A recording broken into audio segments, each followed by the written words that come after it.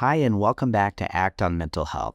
My name is Sean Hardy, and I'm a licensed mental health counselor based here in Fort Wayne, Indiana. And on this channel, I help people learn about acceptance and commitment therapy, or ACT. So whether you're a therapist like me who's using ACT with clients, or if you're a client who's been introduced to ACT, or you're a graduate student thinking that ACT might be the right therapeutic modality for you, and you want to learn more, this is the channel for you.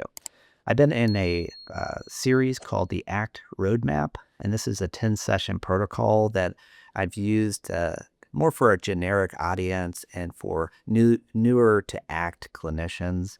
And so I think it's something that can help you to know the lay of the land. You're welcome to download it at my website, seanhardy.com/resources, and kind of use it however you'd like, whether it's from session 1 to 10, or you can kind of move around. There's 3 ACT phases that I use to kind of organize my sessions. So we've talked about phase 1 of teaching clients to be open to their experience using acceptance and cognitive diffusion processes. Then we've talked about in session 3 and 4, phase 2 of aware. So we're teaching them to contact the present moment using mindfulness and some strategies to act in the here and now, as well as understanding the observing self, or the noticer, the one who knows that they know, and how that can help create that distance from whatever they're experiencing or whatever shows up. I've also talked about the ACT matrix and using that as a diagram to help clients kind of see how it all comes together and to understand that they have a choice. And we talked about it in session 6 of willingness. Am I going to move toward the life that I want, even if these passengers are showing up and maybe wanting me to move away from my values? Today, we're going to be talking about session 7, and that is deepening values, or helping clients to find a meaningful life. Now, this is kind of interesting being in this chair with a client because many years I was a pastor, and I would talk about what a meaningful life is according to the Bible and Christian faith. And I don't necessarily do that in the therapy room because, and I don't want to impose my values. And I think that helping a client figure out what is meaningful in life is deeply personal and unique. And so for this, no matter your philosophy, your religious beliefs, we want to use this as a session for the client to discover and hear themselves, and what is meaningful to them. And so you don't wait till session 7 to finally talk about what's meaningful to them. You should be doing that throughout every session. And they're probably going to drop little nuggets along the way, or maybe breadcrumbs is a better analogy. That'll help you to kind of follow them and what they see as meaningful. Sometimes with depressed clients, their philosophy is really hindering them. And so that's one where, especially with not just negative thinking, but it's almost like a fatalism kind of view of life where nothing is meaningful. There's no purpose in life. And it's not that they need to believe as I believe, but I think that there's some things that are unworkable about that philosophy. And I want to maybe gently confront that if that's there, and ask, is that working to produce a meaningful life? Is that working to bring you to how you want to feel about yourself in this life? And so there's some ways that you can maybe do that to help them, because it really isn't an option to not have a purpose, to not see a purpose. I don't know. Maybe that's confrontational there, but especially when their life is not moving toward anything, it's aimless, right? So that's where I would say it doesn't appear to be working for you, and maybe there needs to be some openness there to see what would be meaningful. So whatever they give me, I tend to run with it. Here, the main thing is not, again, imposing what I think is meaningful or important, but to highlight and to have a conversation about where their life is headed, where do they see themselves going?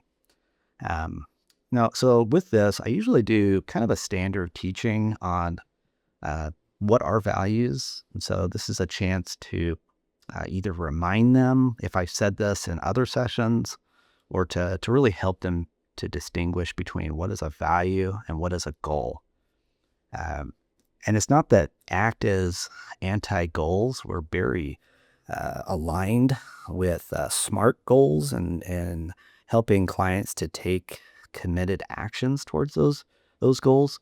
We just want to understand that there's got to be a deeper why behind what we do. As Nietzsche and Viktor Frankl both said in different contexts, he who has a why can bear any how. And I think whether it's the Holocaust or life and the suffering of life, we need to search for those deeper reasons, those whys of our existence. And so it's okay to have some of that conversation and to allow room in the therapy setting, to talk about what makes a meaningful life. So with this, I talk about the difference between goals and values. Goals are things we can check off, while values are more directions. Goals are more the destinations, while values serve as a compass of what kind of life we want. You could think of it like itinerary. My family likes going on cruises, and when we have a cruise, they usually print off an itinerary. First, we gotta fly to wherever the port is gonna be to where we'll take off. And then when we're on the cruise, they have different days and different ports and different places that for exploration that we might go to. Uh, so each of those would be like goals. So we're flying to Florida. That's one goal. We got to get there. And then once we go there, we're going to go to the next, which is the port. And then when we're on the cruise boat, we're going to go to the Bahamas. We're going to go to this island, and so forth. And so it's not that goals are bad. It's just the value. It's not even the cruise, although cruises are fun. No, the value is family. Being able to create experiences and memories with our children that will last a lifetime, that we'll all be able to share together. So it's kind of this shared family experience we call vacations, right? But the goals are there, but the value is much larger. And it doesn't really matter if, like one of our cruises, there was a hurricane that was coming up. Obviously, I don't want to go into a hurricane, so I was okay with cutting off whatever goal that was because it wasn't going to serve us very well if we kept going towards that. So we ended up going another day at sea away from it. And again, using the ACT matrix, we go with what's workable. So kind of helping a client to understand and place goals and values. So I like using the itinerary kind of language to help them understand that. The one thing, the reality about goals is that once you check them off and you complete them, they're done and you have to create a new one. And going from A to B to C to D can be kind of like bouncing around and not really have a coherent why or what behind it. What are we trying to accomplish with all these things? So I find that to be kind of a problem with completing a goal. Is you constantly have to be generating another one. While values are never ending. For example, for me, being a loving father is a never ending value. I will never reach a point where I'll be a loving father and then I'll be able to move to the next thing. I have kids that are 15, 10, and 5. And when they're 50, I'll still be a loving father. I don't know how old I'll be then, but hopefully I'll be around my 80th birthday to still be a loving father or a loving grandfather. So values can serve as a compass in life that there'll be an unending source of motivation, while goals tend to lose their motivation until you go to the next goal. So, I could say a lot here. I think with values, I like to set up that standard teaching of just understanding what they are and how goals fit.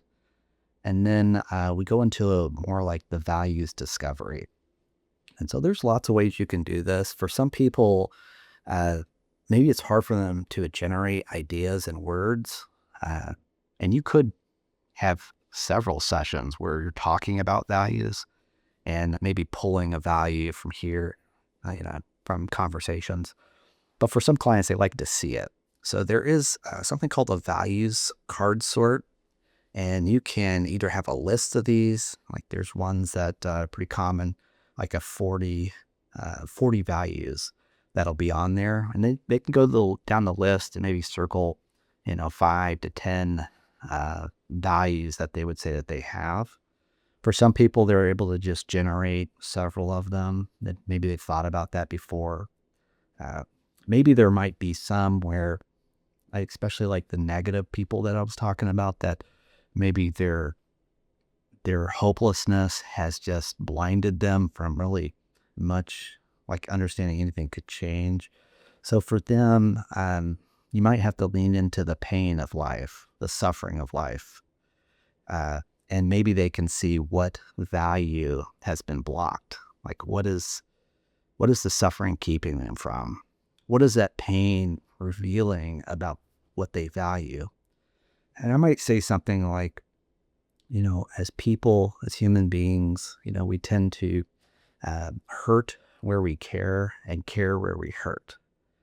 All right. So we can use hurt. We can use that pain to show us what's really important there. Um, yeah. So as a clinician, I'll be kind of taking notes when they do mention things that are really painful, and just kind of make a note of, well, if I were to flip that, what would be that value? And often when you give a name to it, and it really lands, for a client, it can just, uh, I mean, viscerally, like, I feel like, man, I just got a load off my chest, or maybe that just fits and makes something really coherent that maybe it was foggy before, but now it's so clear. So this is good. Just have a conversation and really help them. So using a values card sort can be one way. There's maybe two exercises that I would recommend. One is the peak moments exercise. And yeah, it's pretty basic, but you kind of go through and you have them pick out maybe three. I'll kind of be an arbitrary there, but maybe three highlights, maybe the peak moments of each decade of their life. So if they're in their 40s, you might start with, 0 to 10. What were some of the best moments you remember? Just three moments. As your teen years, 10 to 20, three moments, 10, and then so forth, 20 to 30, 30 to 40.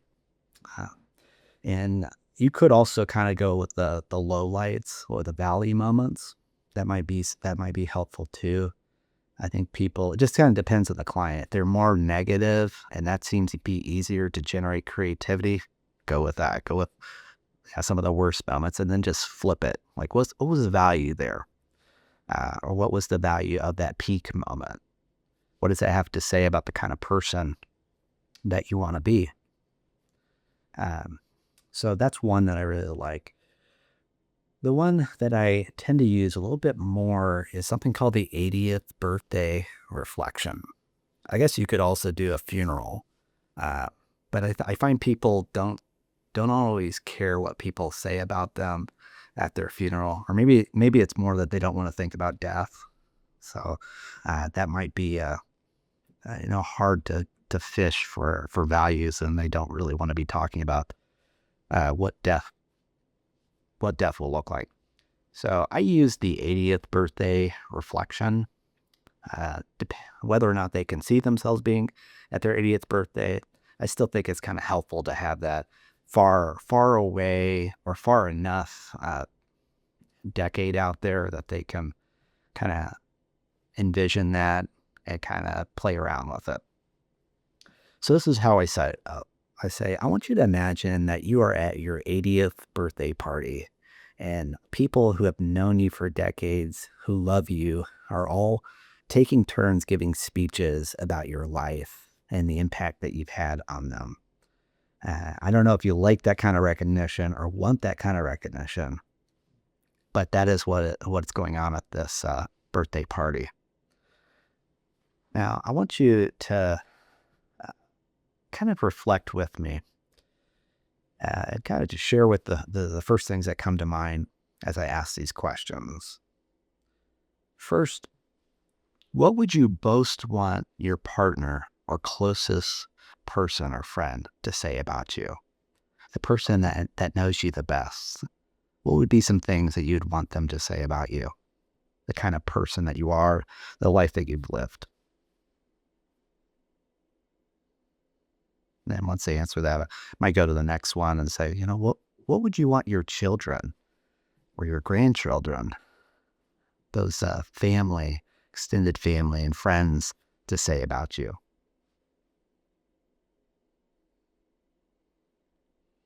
After that, I might go to another question. What would you want your colleagues, maybe church members or your community, those that know you in those kind of settings, what would you want them to say about you? And then the last thing that we go through is, what do these speeches reveal about what matters to you?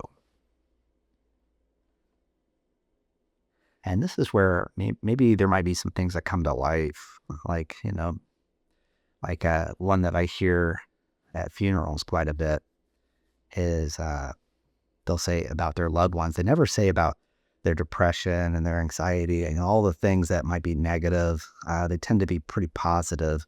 And they'll say things like, Larry was the kind of guy that would give you the shirt off his back. Or Susie, no matter what was going on, she always made you feel like you're the most important person in the room. So as you think about these things, you're going to hear things like, I want to be a person of integrity. Or for me, I want to be genuine. And I don't want to be somebody I'm not. Or somebody that was present, that was loving, caring. So there might be a lot of different things, but really are trying to get the most meaningful, right? Now, kind of an added thing, I think once you get these values clarified, I like to bring in another part of it. And this is helpful, again, to the person that it might be hard for them to feel motivated. Maybe they even get hung up on like they have to feel like they're passionate about something for that to be a value. What I like to add is that values are chosen. They're chosen by you. And so one fun exercise, because I probably, yeah, I don't know if I could lift these up, but I wear these kind of socks. Sorry to give you too much information here, but I wear these socks. Actually, they're called Argyle socks. And in ACT, there's a metaphor using these Argyle socks. But for somebody that has a difficulty being passionate about things, and maybe they need this, I might show them my Argyle socks and say, you know what these are? Like, they're socks. I'm like, but do you know what the patterns refer to? Well, it's called Argyle socks. And let's say that I was at a college campus and I just decided that I was going to make Argyle socks a value. That I was going to decide I'm not passionate about this, but I'm going to act as if I'm passionate. What would be some things that I might do? Well, let's say I might carry around a bunch of new Argyle socks and start passing them out, trying to make them the new trend at the school and just say how awesome these are and how everybody's wanting these, and these are the next big thing. I might get a booth and maybe hand out some lemonade or hot chocolate and hand out some of these Argyle socks and say Argyle socks are the best.